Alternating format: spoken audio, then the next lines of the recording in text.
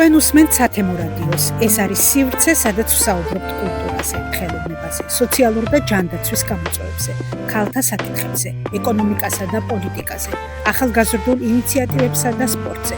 აქ ისმის დევნილ დახმა და მათი ისტორიები. ჩვენ ვსჯელობთ თქვენს ყოველდღიურობაზე, გიზიარებთ სიახლეებსა და პრობლემებს, ეძებთ გზებს უკეთესი მომავლისთვის. სათემო რადიო, ხმა, რომელიც თქვენ გეკუთვნით.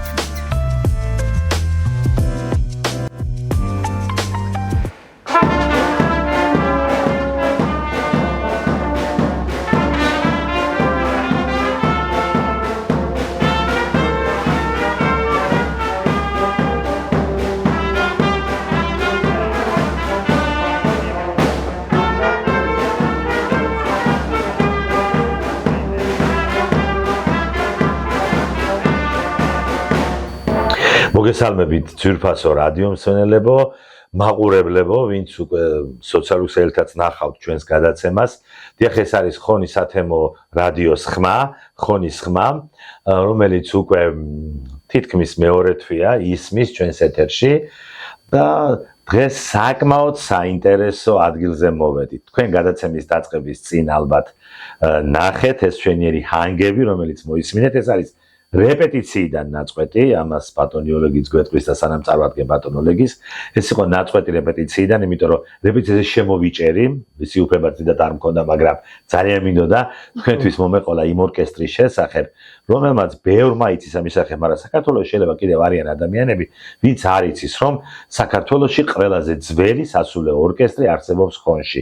იგი 135 წლის გახდა, ამხელა გრძლიობის ორკესტრის ისტორია საქართველოში ამ დრომდე ანალოგი არ აყავს, ვინაიდან და რადგანაც აქ არის საუბარი ორკესტრის უწყვეტობაზე და არა დაარსების სიძველიდან. ახლა შეიძლება რაღაცა ვიღაცა დაარსდა 200 წლის უკან, აქ არის უწყვეტობა. 135 წელია ამ ორკესტრს არ შეუწყვეტია ცხოვრება, პირიქით ვიღაცა დაბერდა, წავიდა ამ ქვეყნიდან, მაგრამ ის ინსტრუმენტი აიღო მისმა შვილიშვილმა, ან ვიღაცა ახალგაზრდამ და ასე ხდებოდა მთელი ცხოვრება როტაცია და ეს ორკესტრი აქამდე მოვიდა. 135 წელი უწყვეტობა ორკესტრისა, სასულე ორკესტრის, კიდევ ერთხელ ვიმეორებ, ანალოგი ქვეყანაში არა გვაქვს და სწორედ ამ ორკესტრთან ვიმყოფები სტუმრად. ბატონი ოლეგი სანაია უნდა წარმოვადგინოთ თქვენს წინაშე, ბატონი ოლეგი გახლავთ ორკესტრის ხელმძღვანელი. რამდენი ხელმძღვანელი გამოუცვლია ალბათ ამ ორკესტრს, რამდენი მუსიკალური და ნიჭიერი ადამიანი, რამდენი მუსიკოსი გამოუცვლია ამ ორკესტრს. მოგვიყევით ამ ორკესტრის ისტორიის შესახებ ბატონო ოლეგი და შემდეგ გვექნება უკვე სხვა კითხვები. ბატონო, როგორც მოგახსენებათ, ორკესტრს შეუსრულდა წელს 135 წელი. ორკესტრს არ შეუწყვეტია რა, 35 წლის მანძილზე მუშაობა არ შეუწყვეტია, მუშაობდა მეორე სამამულო ომი იყო იმ დროსაც, ბევრი გაიწვიეს აქედან სამამულო ომში, მაგრამ მუშაობდა, მაინც იყო შეივსო მომავალი თაობით, ახალგაზრდებით შეივსო. ეს ორკესტრი ჩამოყალიბდა 1890 წელს სემინარიის ბაზაზე. სასულიერო სემინარი. ხო, დიახ. მაშინდელი სემინარი, რომელიც ძალიან დიდი სემინარი არსებობდა ხონში. ხო, ცხონელება პატარა იშმაკობა იხმარენ, რომ ეს სემინარია დაარსებულიყო ხონში, ყოფილიყო სხვა განწყობილება. მოგვიყევით ეს ხონურის ისტორიაც. ხო, რა იყო და უდოდე ხონში სემინარია ასე ყოფილიყო. განათლება ყოფილიყო, სასწავლებელი იყო ხონში პედაგოგიური სასწავლებელი და არ კმაროდ არ იყო ხელა იგი და მეფის რუსეთის დროს თქვენს რომ უნდა დავაარსოთ სასულიერო სემინარიო და უნდა დაარსებულიყო ქუთაისში. ქუთაისში და მაგრამ ხონელებმა ჩაატარეს ისეთი რაღაცა. იშმაკობა იხმარეს და ასე ხონური დაერქვა ამ შემაგობას. თუმ ფაილოზე კარგად ახსნა დოკუმენტ ფილმში არის. კი ბატონო, ეს იყო იშმაკობა იხმარენ და ივანე შარაშიძემ მაშინ დაიქირავა ქუთაისიდანაც მათ შორის ფაიტონები დაიქრა 5-6 ფაიტონი და არ ბენიებდა აქეთ-იქეთ ხალხი იცვლებოდა და ბიჭო რამ ხელა ქალაქიო მაინც ხონური გააკეთეს და გაიხსნა სემინარია. დაარსდა 1890 წელს ამას ხელმძღვანელობდა ჩეხი ლოტბარი გაუდეკი. აჰა, საიდან მოხდა აქ ხონში? ეს არ ვიცი მაგის ისტორია, არა მაშინ არა ძირითადად არ იციან, არა მე არ მეფის რუსეთის დროს რა მასე ალბათ ჩამოიყვანეს ხო? ჩამოვიდა და შეიძინა ამან ინსტრუმენტები ძალიან გაუჭირდა ინსტრუმენტების შეძენა, მაშინ არ იყო ასე არ იყო. ახლა საქართველოს არ აწარმოებს ამას რაღაცა ჩვენ ალბათ მან მოიპოვებდა ალბათ ხო იმ დროს ბათუმიდან ფოთი და გებები რო შემოდე რაღაცნაირად და დაარსდა ნუ ახალგაზრდების შეკრება იმ სემინარიის ისინი და დაიწყო შემდეგ გადააბარა ჭოლოკავა მე მგონი ჭოლოკავა იყო თუ არსებობდა შეიქმნა ღებულობდა მონაწილეობას რაიონულ ღონისძიებებში ისეთ რაიონების გარეთაც შემდეგ ეს გააგზელა ჩემია ნიშა ჩემია იყო რომელმასაც დიდი წვლილი მიუძღვის ამ ორკესტრის მაშინ ძალიან ბევრი ახალგაზრდები გამოზარდა მე მის ხელში დაიწყო სამამულო ომი და ბევრი გაიწვიეს ძალიან ბევრი გაიწვიეს დარჩა პატარები ნუ ბავშვების მოიმედე დარჩა ორკესტრი ნუ არ შეუწყვეტი ერთი მაღლაფერიძე ჟორა იყო რომელიც ფეხიტყიოდა და ის დატოვეს აჰა არ გაიწვიეს ის ხელმძღვანელობდა კიდევ დაიღუპნენ ბევრი დაიღუპა ნუ დარჩა ჩამოვიდა ომიდან ხო და მე მოვესწარი რომ ომიდან ჩამოსულები იყო ჩოთა ჩხენკელი ალიოშა ვალოდია ჩხენკელი შოთა რატიანი კოტიშაძე ვახტანგი კოტიშაძე ბუხუტი ახტაძე ნუ ბევრი მონაწილეობდა ჩალიგავა ეგენ ომში კაკო ხაჭაპურიძე კაკო მასწავლიდა მუსიკალურ სკოლაში ასწავლიდა მე რომელიც საშურაგებ ნუ ბევრი ძალიან ბევრი მოვესწარი მე რამდენი წლის იყავით მე მაგათა მე თუ მოვედი ორკესტრში 18 წლის ვიყავი სწავლობდი და მე დაბრუნდი აქან ჩამოვედი სწავლობდით ქუთაისში მუსიკალური დასრულეთ ხო წერეთელზე ქარდა და დაბრუნდი მე რაიონში მისა ნუ მაგას მე მოვახსენებთ და ამ ჩემიამ გამოზარდა იყო ასეთი ჩემ ვაჟაც ეს უზახოდე და აბათ უფრო იცნობდე ვაჟა ჩიხლაძე მოსწავლე იყო მისი ძლიერი მესაყვირე იყო ძალიან ძლიერი ხელმძღვანელობდა დიდხანს ასე 59-დან 98-მდე მე გარდაიცვალა და მე მისი ერთ-ერთი ყველაზე ცნობილი და ძალიან ძლიერი მუსიკოსი ძალიან ძლიერი სამამულო ომი რო დაიწყო გაიწვიეს ახლა ბევრი გაიწვიეს ნუ ასაკივისაც ხონდა ყველა ატოვებდნენ არავის გაიწვიეს და დაბრუნდნენ ბევრი დაბრუნდა ბევრი დაიღუპა გააგზელენ მე მუშაობა ზოგი იყო მაშინ სამხედრო იმღერში იყვნენ უკრავდნენ ორკესტრებში ძლიერი მუსიკოსები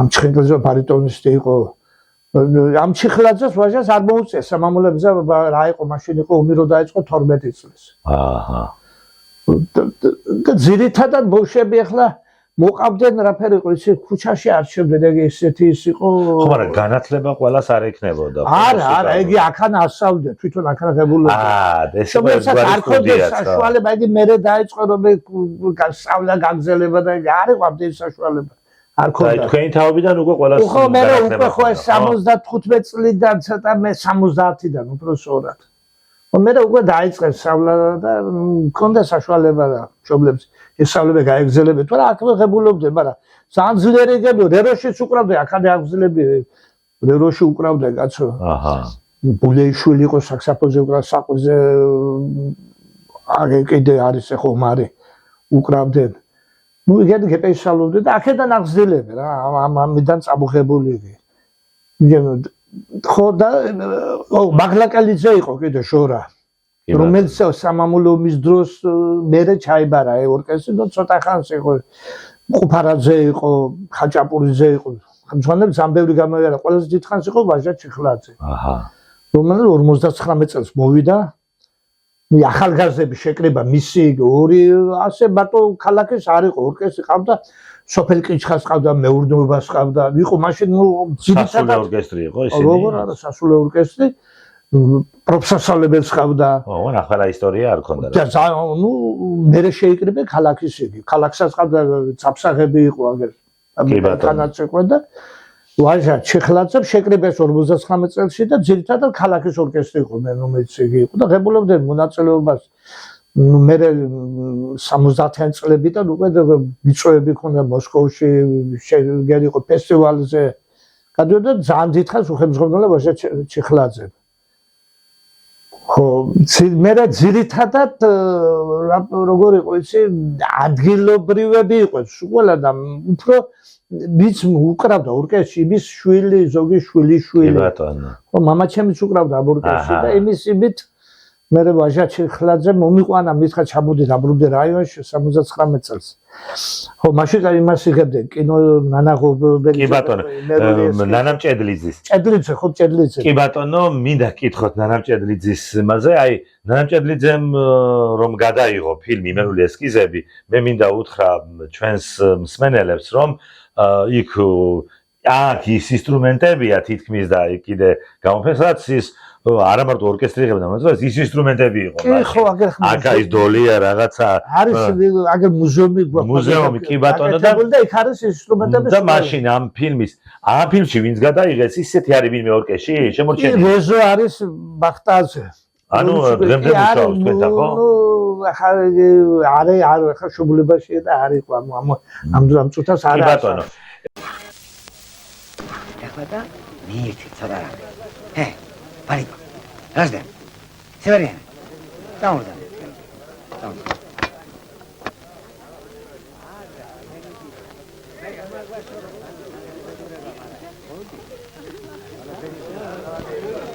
ჩემი კანტორის ხალხი მოდის და აბა თქვენი ციტატი კაი რამე დაუკარეთ.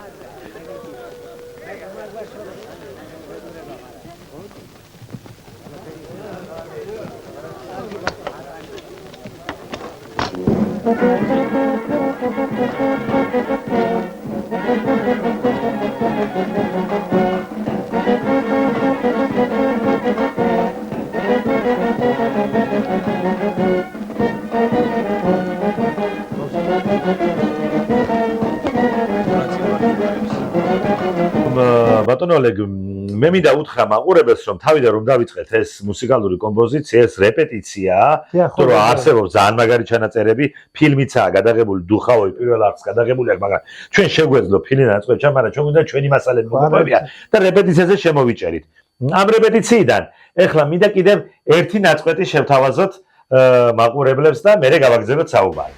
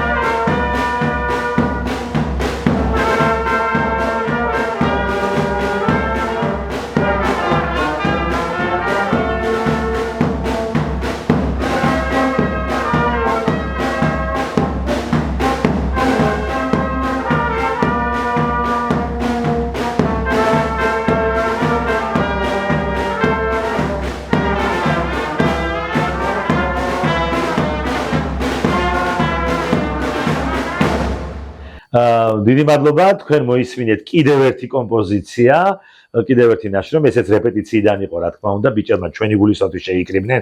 არა, სრული შეკრება, იმიტომ ორკესტრში უფრო მეტი ადამიანია, ნახევარი შეიკრიბათ. 19 კაციდან 7 უკრავდა ეხლა და ამიტომ მოგეხსენებათ რა არის ეს უფრო მასშტაბურად რომ მოისმინოთ, მაგრამ მე მაინც მიხარია რომ ჩვენი გადაცემისთვის ბიჭებმა მაინც რეპეტიციაზე შეძლეს მოსვლა და ეს შემოგთავაზეთ. ბატონო ოლე, თქვენ აქ ახსენეთ რომ მამაჩემიც უკრავდა. რა არის ეს ხონისთვის, სასურგესი ქვეყნისთვისაც ძალიან მნიშვნელოვანი რაღაცაა, როცა ამხელა ბიოგრაფია აქვს ორკესტრს, რას ამბობთ. ეს თუნდაც ხაშურში იყოს, თუნდაც სამტრედიაში იყოს და თუნდაც ბათუმში და თუნდაც ქუთაისი, ყველა მარგალიტია თელი ქვეყნისთვის. ამხელა ისტორია და ხონში გვაქვს ამხელა მარგალიტი 135 წლის სასულე ორკესტრი უწყვეტობა შეუწყვეტია და აქ ხშირია შემთხვევა როცა შვილიშვილმა ბაბუის ინსტრუმენტი აიღო შვილმა მამის და ასე შემდეგ ეს რა არის საერთოდ ხონელი კაცისთვის ეს ორკესტრი რომ მოგვიყვეთ ტრადიციულად მოდის როგორ გითხათ ახლა აღმოსავლეთში ჭიდაობა ახალებდებს ჭიდაობა ხო აიქეთ არა ხო ბალავაზე ვიყავდა მაგრამ არა ჭიდაობა იმდენია ამას მოსდევს ხო ამ რაიონს მოსდევს ეს თავიდან ამდენი წლებია მოდის და ამიტომ იყო რომ ხო ვაჟას ბიჭი იყო ჩვენთან კიდე ახლა არა ორივე უკრავდა გადაცვლილია ორივე ერთი ხელმძღვანელი იყო ედიშერ ჩიხლაძე მამის სიკვდილის შემდეგ 98-ში 2000-მდე ის იყო ხელმძღვანელი დიახ ედიშერ ჩიხლაძე ხო მე გარდაიცვალა ახალგაზრდა წავიდა მე მისი ძმაც კიდე ასე რომ ტრადიცია გრძელდება ახლა ცოტა გვიჭირს ახლა ყავდა ახალგაზრდები მოდა წავიდნენ ზოგი ბათუმში ზოგი ქუთაისში გვიჭირს მაინც მშვენიერ ფორმაში ხარ არა მეტის ბევრი ყავს ახალგაზრდა ხა დღეს არ იყო და ხა ბავშვების სკოლა დაამთავრა და ადადეგებია იგი და ვერ ვაშ ზოგი ბებიასაც წავიდა იგი და კი ბატონო და ცდილობ შევინარჩუნოთ მოდიან ახალგაზრდები ხარ სულ მეცხოვ არ ვიქნები და ყავს კადრი რომ გააგრძელოს კი ბატონო მოდი ახლა ცოტა გადავუხვიოთ ორკესტრთან და ისე დაუბრუნდეთ შემდეგ ორკესტრს მოგვიყევით თქვენ შესახებ თქვენი თავი გავაცნოთ უფრო ახლოს მაყურებელს ბავშვობიდან აქამდე როგორ მოხვედით ამ ორკესტრამდე მოგვიყევით თქვენი ოჯახის შესახებ სად დაიბადეთ ვინ იყო თქვენი ოჯახი ხონში დავიბადე ადვილად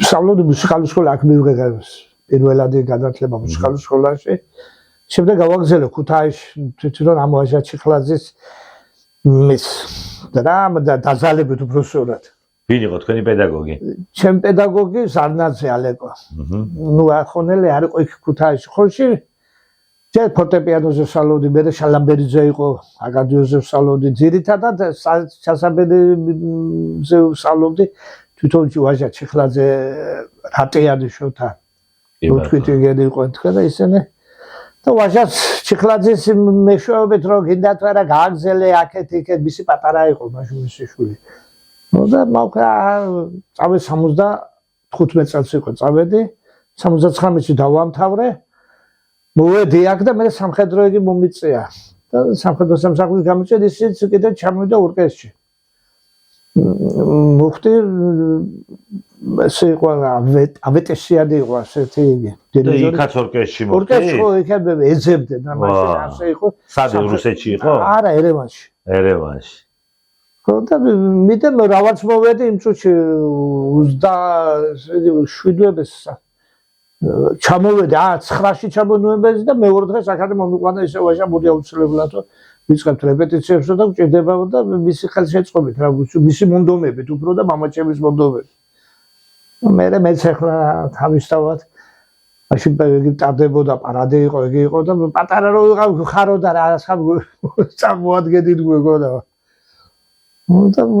შემჩი რა დავჩი რაიონში სამსახური აქ გამომიძებნეს თეატრში სკოლაში და დავჩი შემჩი და 2000 წლიდან ხელმძღვანელი მე ვაჟი 2010 წლიდან ოჯახიც აქ შექმენით ოჯახი აქანა სკოლაში ერთად მუშაობდით მუსიკოსია მეუღლეც მუსიკოსი თეორიული დაყოფილება განთავებული გოგოც გათხოვილია თბილისში ისიც მუსიკის თეორიის იგია ანუ მუსიკალური ოჯახი ხო, მამა. ვაჟი გამოსუკავს, შეფთადაც უკრავს ორკესტრში. ხო, აი მაგის თქმამიდა, თუ გრძელდება თქვენთან ეს ისტორია. ნუ ახლა ძირითადად იმაზე უკრავს, შეფთადაც უკრავს, ნუ გარმონისტია, ცეკვებზე და გარმონისტია. ანუ ბაბუა, შვილის და შვილიშვილის უწყვეტობა კაცი. არის ჩვენთან ახლა დღეს მატულში მუშაობს, იქა წასული თუ არა, ახლა და იქნებოდა დღეს. კი ბატონო. ეხლა მაინტერესებს ორკესტრის წევრებისთვის, თქვენთვის, მათთვის, აგერ ბიჭებიც იყვნენ ეხლა, რა არის მათთვის ეს ორკესტრი? აი ყველაფერი, აი ჩვენ დოკუმენტური ფილმი გადაგული იქა და ჩავს ყველაფერი ბიჭები იყვნენ. ნუ ეს რეპეტიციების პროცესი, ეს სიამოვნება არის რა. არა აჭირდება ეხლა კიდე თუ არა მოდი და მოდი არა. მიჩვეული არია თავი და ბავშვობიდან, ეგენი ეხლა ვიცი ხო ეხლა თლაპატარობიდან გეა იყო, იგი თლაპატარა იყო რომ მოვიდა. ლაშა კიდე. ნუ ინსტრუმენტს ვერ ერებოდა ხელა იყო.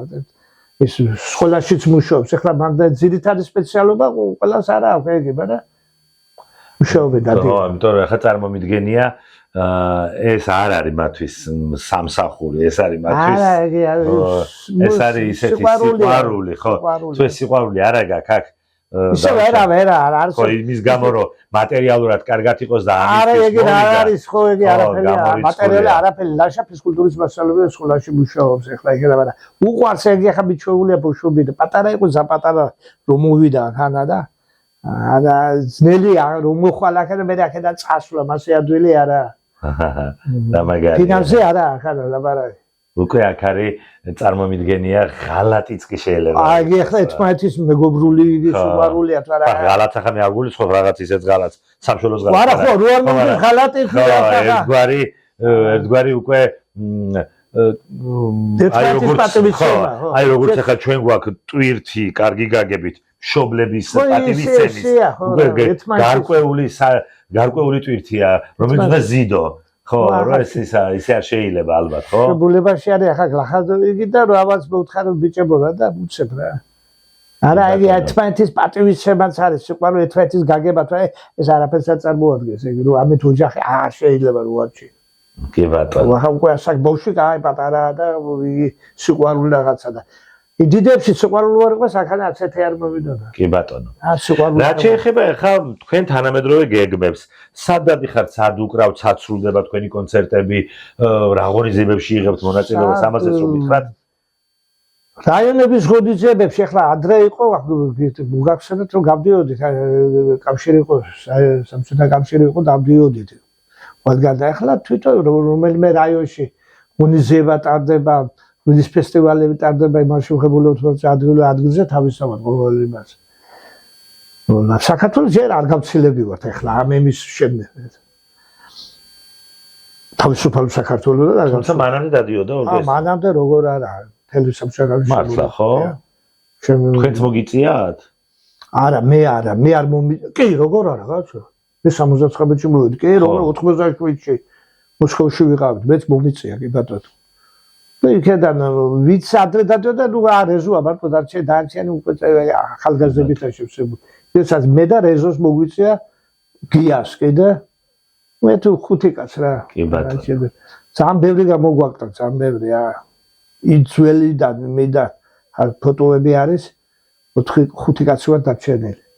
ანჩი ახალგაზრდებია ძირითადად. ძალიან დიდხანს უნდა იყოთ.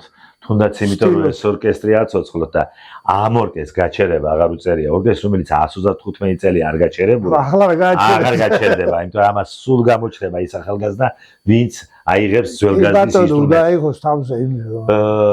ძალიან დიდხანს სიცოცხლე უნდა გისურვოთ პირველ რიგში, იმიტომ რომ ისეთ საქმეს ემსახურებით, რომ თქვენ კიდე ბევრი თაობა უნდა გაზარდოთ. თქვენ კიდე ბევრი კარგი უნდა აცოცხლოთ. სტილობთ, მაგრამ გარბია და კითხები, ბევრი გარბის. მაგრამ მაინც ორკესტრი არასოდეს არ. არა, ორკესტრი არატოები მიდია ხო ახლა დავუშვება ბახტაზეა გიორგი ბათუმის სიმფონიურში უკრავს. ამერ უნდა ხახა ჩვენთან დარჩი და წახვიდე იქანა. ძნელია. როგორ ყავდა კიდე ბარბარა კერესეძე ქუთა ახლა სწავლობს ინსტიტუტში სწავლობს. როგორ ხახა ჩამოდიო. ის სულ მოდის, ის როგვიდა დაურეკავთ მოდის და გვეხმარება და ძირითადად ადგილზეების ვართ იგერებათ რა. კი ბატონო. დახმარებაზე ვარს არ კი ამბობ. ბატონო, ძალიან დიდი მადლობა მინდა გადაგიხადოთ ამ ინტერვიუსთვის. მე კიდე მაყურებელს უნდა შევახსენო, რომ ჩვენი გადაცემის სტუმარი იყო ძალიან საინტერესო და მინდა ძალიან საინტერესო გადაცემაზე მომიწია მუშაობა ნამდვილად. ეს გახლავთ ხონის სასულე ორკესტრის ხელმძღვანელი ბატონი ოლეგ სანაია.